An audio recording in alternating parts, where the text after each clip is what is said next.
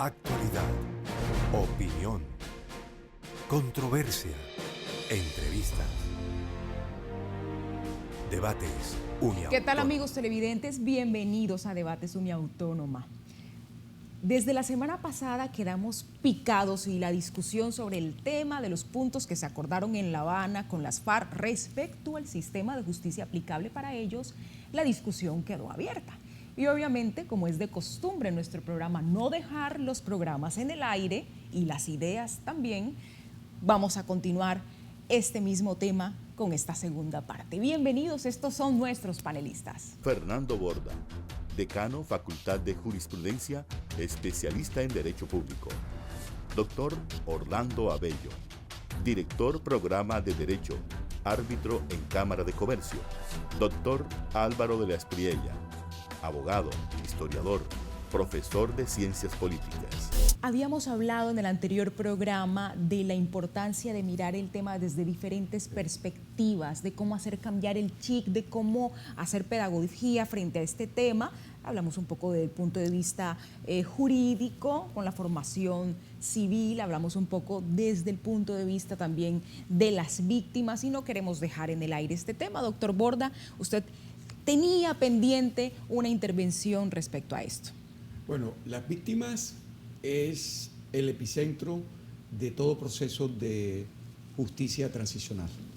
Ellas son las que sufren en carne propia el conflicto y son las personas que de primero tienen que respetarse la verdad con una memoria histórica que le diga al pueblo qué fue lo que pasó y que esa memoria histórica la hagan esas personas, las mismas víctimas, con sus dibujos, con sus expresiones folclóricas, con sus expresiones culturales y con el testimonio vivo de lo que sucedió. La reparación es parte integral de este proceso. Y esa reparación no es solamente la reparación económica, como muchas personas creen, sino también eso va unido a las reparaciones simbólicas, con monumentos, con placas, y la garantía importante de no repetición. Esa garantía de no repetición es que implica que la sociedad reconozca que hubo un conflicto, que lo reconozca la sociedad que ese conflicto se dio, que hubo víctimas y que esas víctimas fueron reconocidas por el Estado y por los victimarios como tales, y ellas obtengan de ahí un resarcimiento, ya sea desde el punto de vista moral y desde el punto de vista económico. Por lo tanto, en un proceso de este tipo, las víctimas juegan un papel importante y quiero que sepan que de las investigaciones que se han hecho hasta el momento, la mayoría de las víctimas en Colombia y en los países, sobre todo en Sudáfrica, quieren la paz. Las personas que están un poquito reticentes al proceso de paz son precisamente los que no han tenido por un contacto directo con el conflicto armado. Lo han visto por la televisión, lo han leído y lo han observado en el proceso histórico que han tenido frente a él, pero no han sido las personas que directamente han tenido el impacto. Las que han llevado el impacto son las personas que en estos momentos están saliendo a pedir que se dé la paz para que no se repitan esos hechos en otras personas y que ellos ya lo vivieron. Por lo tanto, el concepto de defensa de las víctimas muchas veces se levanta sobre mitos de creer que ellos son los que no quieren la paz y están equivocados. Ellos son los que más quieren la paz para que no se repitan estos hechos. Mire, yo le diría lo siguiente, que realmente estoy de acuerdo con los planteamientos tal como usted los ha hecho y me parecen extraordinariamente bien expresados, pero en lo que no estoy de acuerdo es con la conclusión de que las víctimas están tan lejanas a la sociedad que nos rodea en los primeros círculos, ¿no? E incluso en los puestos de poder, si ustedes recuerdan, los últimos presidentes de la República, en el caso del presidente Uribe, por ejemplo, su padre fue asesinado por la FARC. El presidente Pastrana estuvo secuestrado por un grupo de narcotraficantes. El presidente, el vicepresidente Francisco Santos estuvo igualmente secuestrado. El candidato Gómez fue secuestrado. El candidato Gómez y luego asesinado. Realmente víctimas hay de todos los estratos y de todas las condiciones, y muy cercanos incluso a quienes han estado nada menos que dirigiendo los destinos del país. Y nos haríamos interminables. En cualquier almuerzo que uno se siente, alguien ha sido víctima de la FARC, porque si estamos en Barranquilla, porque en el Torno fueron secuestrados unas personas que conocemos a la mayoría de los familiares, etcétera. A mí lo que más me duele realmente, con respeto, obviamente uno le debe doler todas las víctimas, claro, cualquiera que sean el estrato, las condiciones en que se desenvuelvan, pero me duele muchísimo, muchísimo esas madres de los soldados que todavía no han encontrado, por ejemplo, ni siquiera los restos de sus hijos para poder darles cristiana sepultura, y que además la FARC ni siquiera se nieguen a reconocerlos como víctimas, a darles esa oportunidad. Los niños que crecieron y nacieron con sus padres secuestrados, y a los 10, un niño en Pasto que conoció a su papá en el féretro a los 17 años. Doctor, eso es lo que hay que acabar. Por eso. Correcto. Eso es lo que hay que acabar. Entonces yo lo que digo es que eso es lo que hay que acabar, precisamente. Por supuesto. Esos argumentos por supuesto, me dan fuerza a mí para decir, precisamente, el proceso de paz es para acabar con eso. Por eso es que yo estoy de acuerdo con la primera parte de su intervención hoy en este programa, porque es una clara expresión de no repetición, de reconocimiento de las víctimas, de reconocimiento del perdón. Pero en el programa anterior mencionábamos como en forma desfachatada el señor jefe de las guerrillas dijo: no tengo nada de qué arrepentirme, no vamos a pedir perdón, y si volvieran a hacer, haría lo mismo. Bueno, entonces, no se asuste, doctor Abello. Esos errores que comete la guerrilla, yo no voy a entrar a defender a Antimochenko ni a la guerrilla, porque no soy amigo ni de los unos ni de los otros. Simplemente me gusta que Colombia esté transitando en un proceso de reconciliación para que no vuelva a suceder. Pero para eso no podemos equivocarnos, porque es que si nosotros dejamos sin reconocerle a las víctimas lo mínimo que hay que reconocerle, va a haber necesariamente más violencia. Bueno, pero aterricemos en un caso, en el proceso, la cronología real y menos especulación. A ver, ustedes conocen mejor que yo que el borrador de lo que se firmó en La Habana dice que va a haber la creación por una ley del Congreso. Va a haber la creación de 3 tribunales. ¿Cuál es el aterrizaje de esta farsa? Porque yo sigo llamándola una farsa. Y la sigo llamando una farsa. Usted acaba de decir por qué. No tengo que repetirlo. Porque el señor Timochenko dice que él no se arrepiente de nada de lo que ha hecho en su vida. Es decir, él no se arrepiente de los crímenes que ordenó, auspició durante no sé cuántos años. Ellos siguen creyendo que ellos son las víctimas y que los culpables son el Estado. Entonces cierro el paréntesis. Para que una ley de la República apruebe que va a crearse 3 tribunales, vamos a presenciar uno de los debates más interesantes de los últimos años en el Congreso, porque no solamente la oposición, que está muy fuerte en el Congreso, se va a oponer a esos 3 tribunales, sino que fuerzas políticas del mismo gobierno van a expresar su inconformidad y de pronto su voto en contra. Pero pongamos el caso de que se aprobó finalmente, después de un largo debate, de un exhaustivo debate, los 3 tribunales. ¿Qué hace el primer tribunal? Según el borrador que nos han mostrado los medios de comunicación, que se han llenado, a mi juicio, excesivamente de ardor en la difusión de todas estas artimañas. El primer tribunal es el recipiente que va a recibir de todos los estamentos del Estado, de todos los conductos, los casos individuales y colectivos, y los va a seleccionar para pasarlos a un segundo tribunal.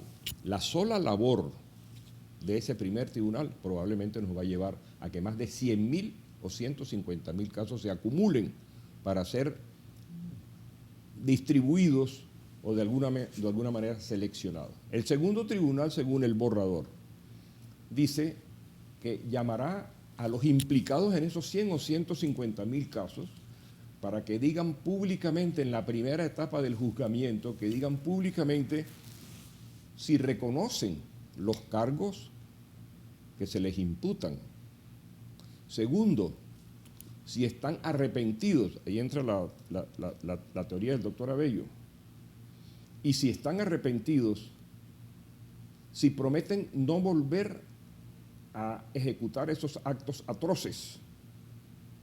Y tercero, si prometen la indemnización.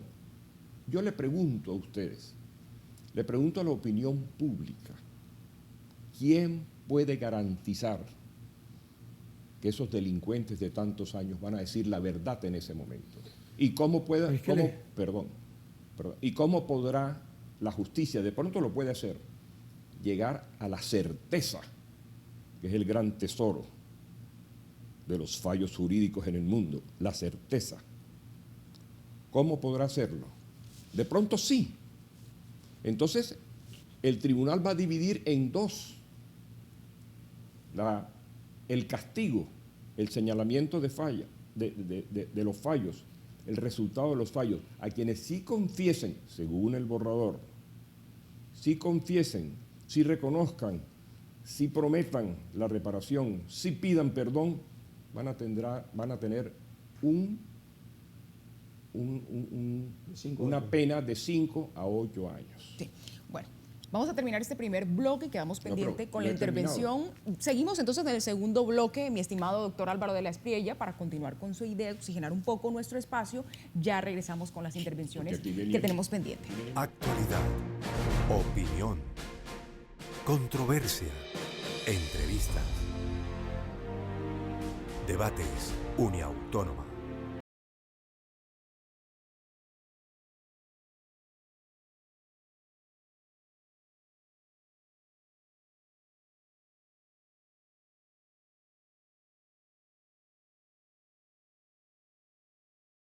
Actualidad, opinión, controversia, entrevistas, debates, Uniautónoma. Este es un programa abierto donde también nuestros panelistas se plantean interrogantes, entre ellos mismos argumentan, contraargumentan y se oponen a las consideraciones. Y el doctor Álvaro de la Espriella tenía una preguntita pendiente al doctor Borda. Doctor Álvaro. Una pregunta muy cordial y desde luego muy respetuosa para el doctor Borda es, en la disyuntiva, no he empleado el término exacto, en las dos alternativas que el segundo tribunal creado por una ley del país, en las dos alternativas que va a tener ese segundo tribunal, primero para los que sí confiesan, reconocen, prometen no volver a delinquir e indemnizan, y segundo, para los que no aceptan ninguno de estos presupuestos, quienes tendrán cárcel por 20 años, a mi juicio, deberían tener cárcel para el resto de sus vidas, pero no, aquí no estamos expresando opiniones personales. Para los primeros, yo le pregunto al doctor Borda y a los amables televidentes, si una pena de 5 años, a 5 o 8 años porque reconoció, porque doctor, vamos promete a ser un poco indemnizar. más concisos con la pregunta puntual. ¿Cuál es la pregunta puntual para el Esa es doctor la Borda? pregunta. Si quien reconoce, él cree que quien reconoce, quien promete, quien indemniza, quien pide perdón, ¿puede justificarse que la justicia transicional le dé solamente una pena de 5 años? Es decir, la pena es pírrica para lo que cometieron, Completamente para pírrico. tantos O sea, crímenes. a mí se me hace que es un insulto a la justicia, a la dignidad humana, a los crímenes, a un mapiripán. Se puede deber, a doctor iglesias Borda, que el doctor destruidas, no ha asimilado por completo, los- así como muchos televidentes también dirán, no, yo tampoco estoy de además, acuerdo, no puedo asimilar eso. La guerra en Colombia, doctora Angie, tiene 4 millones de víctimas, 200.000 desplazados y casi 4.000 jóvenes sin piernas y sin brazos por las minas. Y le añado otra preguntita, doctor ¿Y Borda. va a ¿Nos toca terminar, cambiar el chip esto entonces? con 5 años? Bueno, antes de que lo conteste el doctor Borda, ya le voy a anticipar un poco cuál va a ser la respuesta. Del doctor Borda. Sí, y él me corregirá después, y lo hago con Lo más cordialidad. probable. Resulta que nosotros tenemos que cambiarnos el chip, y aquel concepto, el criterio de la proporcionalidad entre el delito y la pena, no existe en la justicia transicional. ¿O no es así? No, doctor. Hago hincapié, recalco. Aquí el que se beneficia es la sociedad, no los que delinquieron, de los que tomaron las armas, en el caso de los paramilitares que no eran delincuentes políticos y en el caso de los guerrilleros que son delincuentes políticos. No, aquí el concepto Bueno, que hay... Perdón, y le hago una observación, una clarísima observación, no pierda de vista que aunque los paramilitares que no defiendo yo, por supuesto, después se degeneraron, así como se degeneró la guerrilla y se convirtieron en narcotraficantes y en los peores delincuentes, los paramilitares nacieron como una reacción de defensa de unos colombianos a que el Estado tenía abandonado. Los abandonó. Para defenderse de la guerrilla. Sí, ese fue el nacimiento del paramilitarismo. Por lo tanto, sí tuvieron en su principio un objetivo político, que era defenderse de la guerrilla, porque el Estado no defendía a los propietarios y a los dueños de las fincas. Bueno, ahora sí. Pero las acciones no eran muy Pero políticas. es que, ¿verdad? doctor Abello, No me Ya lo dije en el dejan comienzo. contestar. lo vamos a dejar. Sí, por favor, dejemos al doctor Borda porque ya mucho es que Que ataque. había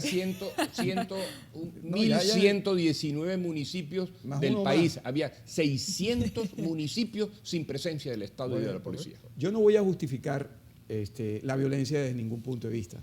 No, soy un hombre humanista y me gusta la paz y por eso la defiendo. Y yo no soy santista, que quede también constancia en el acta.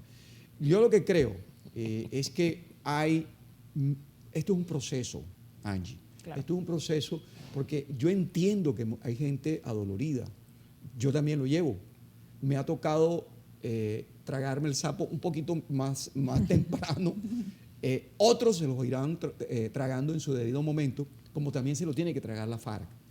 Y que en estos momentos ellos pasen a ser un partido político, pues va a venir lleno de muchos errores. ¿Ese es un premio? Y vienen muchos errores y repito, el premio no es para ellos. El premio es para la sociedad que va a vivir en una mejor situación alejada del conflicto armado. Entonces, si con eso salvamos vidas, lo que yo lo tomo así, si con eso salvamos vidas, estamos haciendo un buen proceso. A mí me gustaría ver Un al buen doctor proceso. Gerlain y al doctor Uribe con un exguerrillero sentado al lado de él en el Senado. En todas partes del mundo ha sido así. Es más, el alcalde de Bogotá es guerrillero. El anterior de Popayán era guerrillero. Por supuesto que O sea, no el alcalde. ¿por qué? Porque se acogieron a procesos en ese entonces. Eso sí era amnistía. Ya las Ahí- amnistías no exacto. existen. Y la justicia, es más, lo voy a sorprender. Una de las personas que ayudó en este proceso a que se tragaran un sapo a los señores de la FARC fue Uribe, porque de los planteamientos de Uribe, en el fondo, se cumplieron en parte. Y eso él no ha salido a reclamarlo, y a mí me parece un poquito de miopía política, pero en una sociedad donde existe una oposición, fíjese la importancia de la oposición.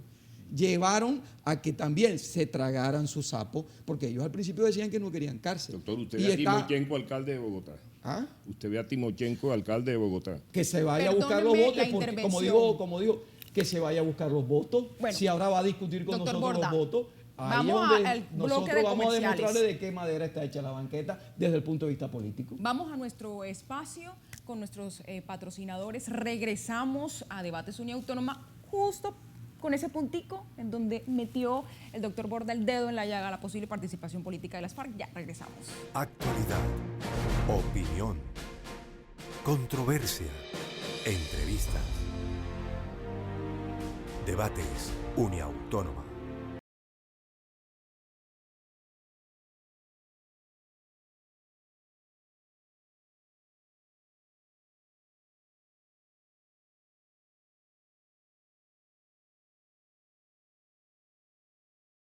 Actualidad, opinión, controversia, entrevistas,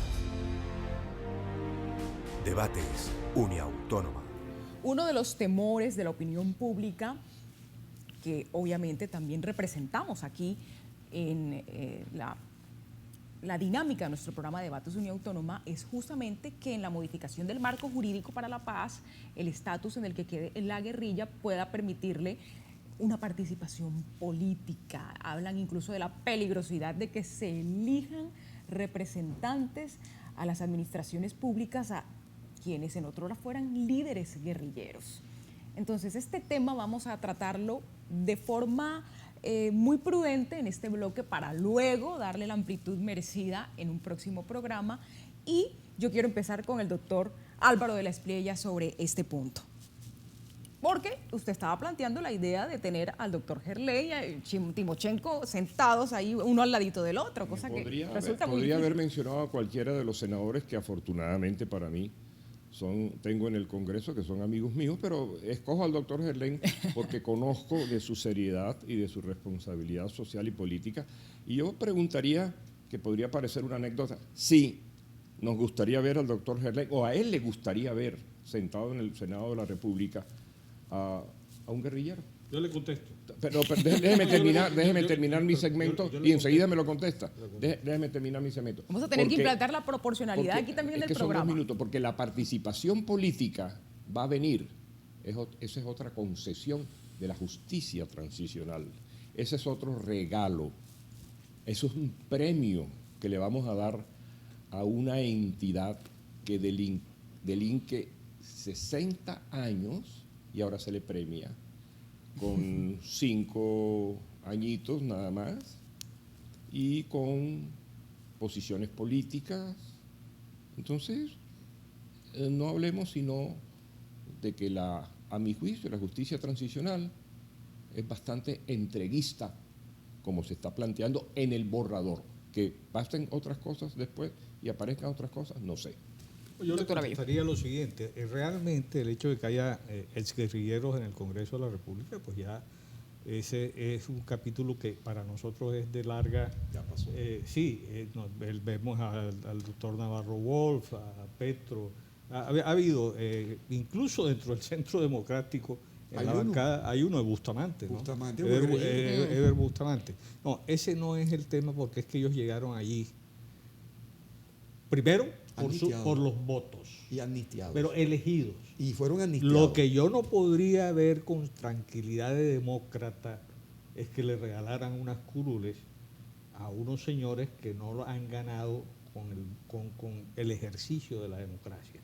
O sea, que le regalen unas curules a unos guerrilleros para que participen en el Congreso en pie de igualdad, no solo del senador Gerley ni del senador, sino de todos los senadores que tuvieron que buscar el apoyo popular para llegar allá. Diferentes vías, para llegar allá. Entonces, esa es la parte que, por ejemplo, si eso hace parte de los... A mí no me preocupa, pues por supuesto, si ustedes ven las encuestas, la FARC aparece con el 2% del reconocimiento en el país. O sea que no elegirán nada. Tienen que ganarse, como lo dice el propio Santos, ellos tendrán que ganarse con votos su participación.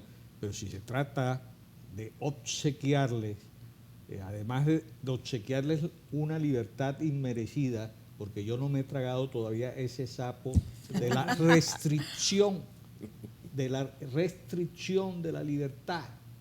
A mí me tienen que decir en qué consiste la restricción de la libertad, y para luego yo entenderlo, asimilarlo y poder opinar. En este momento no entiendo qué quiere decir eso.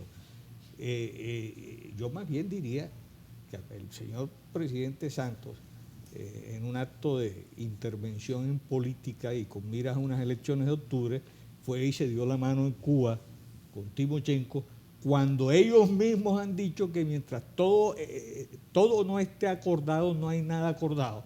Entonces no había nada en ese momento que presentar ante la opinión pública como un acuerdo, porque ellos mismos han dicho que nada está acordado hasta que todo esté acordado. Entonces, eso fue una cosa efectista para lograr que en octubre, que hay unas elecciones muy pronto, tenga unos efectos en las listas de los candidatos. Efectos negativos. Negativos o positivos, no sé, dependiendo de qué lado esté situado el elector. Pero yo pienso que la mayoría de los electores van a estar en desacuerdo con esa con esa pantomima Bueno, que se presentó allí. Para concluir, el doctor Borda. Yo sí veo con muy buenos ojos que el proceso de guerra en Colombia termine con participación política de los actores armados. Si ellos le ponen las armas y con eso evitamos muertes y definitivamente entran en un proceso político que les tocará salir a buscar votos, bienvenidos. Y eso ha sido en todas partes del mundo. No te olvides que Mandela salió de la cárcel para ser presidente de Sudáfrica. Pero no era un delincuente, doctor. Mandela no era delincuente. Se equivoca, doctor. Mandela fue condenado y duró 23 años preso porque para el sistema judicial de Sudáfrica era un delincuente y era un terrorista. Lo que pasa es que cuando ellos se dan cuenta que no pueden con el sistema del apartheid, llaman a Mandela. Y es cuando le dicen, le damos la libertad para que usted solucione el problema, y efectivamente lo solucionó. Se lanza a la presidencia y quedó. Y apartaron el proceso. Pero en el caso colombiano, yo sí veo que, y en todos los procesos del mundo, doctor Abello, doctor de la Espriella, esto termina con que esas personas que se fueron a la guerra, porque el origen de la FARC, se los recuerdo, es del Partido Liberal, de nuestro Partido Liberal. Ahí nació la FARC. Y ahí comenzaron como una expresión de insatisfacción contra el conservatismo en aquel entonces, y de ahí nace el mito de Marulanda. Eso es la historia, y yo creo que usted nos la recordó una vez aquí. Entonces, llegar a ellos en este momento, entregársele la posibilidad de que participen en política, me parece muy bien, y que estén al lado de los senadores y representantes y que vengan a proponer. Y vamos a ver qué van a proponer, porque la gente, no te olvides, que va a escuchar propuestas. Y aquí las propuestas, con la presencia de estos señores que vienen de decir cosas muy bonitas, vamos a ver si en la práctica lo logran, porque han demostrado que como administradores no son buenos, pero que vengan al debate electoral. Y si vienen con todos los errores, pues bienvenido también. Pero repito, eso que garantice que la gente esté en paz. El contraste que ha presentado el doctor Borda es interesante analizarlo en otros programas. Él ha dicho que la FARC proviene del Partido Liberal. Eso es importante, tiene una discusión, lo vamos a hacer. Pero no solo eso, sino que quien ha presentado la fórmula a nombre de la FARC es Álvaro Leiva, que es un dirigente conservador. Ah, sí, correcto. Fíjense ustedes. ¿Y eso es como quién lo entiende? Totalmente. ¿Quién entiende eso? Esto es de locos, como dicen por ahí. Vamos a concluir nuestro programa en esta presente emisión. Muchísimas gracias por habernos acompañado. Recuerden que Debates Uniautónoma, aquí deliberamos, pero usted finalmente es quien decide con qué punto de vista se identifica o se queda. Así que en una próxima oportunidad tenemos esta cita con este programa que analiza los temas de debate nacional en la academia. Hasta la próxima.